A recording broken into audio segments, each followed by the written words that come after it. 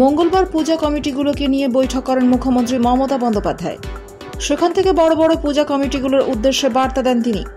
ভিড়ের চাপে যাতে পদপিষ্ট হবার ঘটনা না ঘটে সেই কারণে মুখ্যমন্ত্রী পূজা কমিটির সদস্যগুলিদের অনুরোধ করেন যাতে পুজোর থিম তারা আগাম পুলিশকে জানিয়ে রাখেন। এতে ভিড় সামলাতেও ও পরিস্থিতি নিয়ন্ত্রণে রাখতে সুবিধা হবে বলে মনে করেন মুখ্যমন্ত্রী।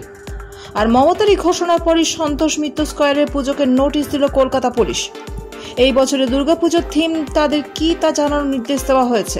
এর পাশাপাশি পুজোর সময় ভিড় নিয়ন্ত্রণ নিয়ে কি ব্যবস্থা নেবে তারা এই মর্মেও নোটিশের জবাব দেওয়ার নির্দেশ দিতে হবে।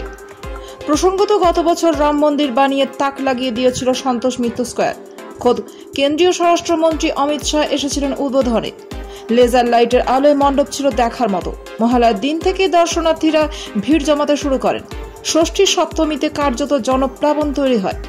ভিড়ের চাপ সামলাতে পরে মণ্ডপ বন্ধ রাখতে হয় বিজেপি কাউন্সিলর সজল ঘোষের এই পুজোকে।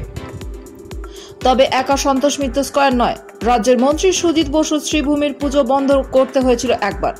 সেই সময় বুর্জ খলিফার আদলে বানানো হয়েছিল মণ্ডপ।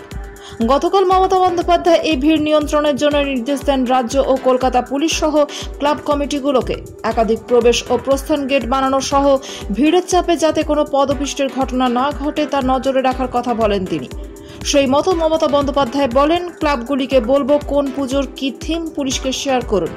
আমি জানি অনেক ক্লাব আগে ভাগে থিম জানাতে চান না, তবে পুলিশকে জানিয়ে রাখলে সুবিধা হয়। আমি এক সংবাদপত্রে দেখেছি কেউ নাকি 112 ফুটের দুর্গাপুজো করছে, ভাবতে পারেন। এতে পদপিষ্ট হয়ে যাবে। আমি লাইটিং লেজারে খেলা করলাম, এতে বিমান দুর্ঘটনা হতে পারে, অন্য মানুষের ক্ষতি হতে পারে। মমতার এই নির্দেশের পরে সন্তোষ মিত্র স্কয়ারকে থিম জানানোর নোটিশ দেয় কলকাতা পুলিশ।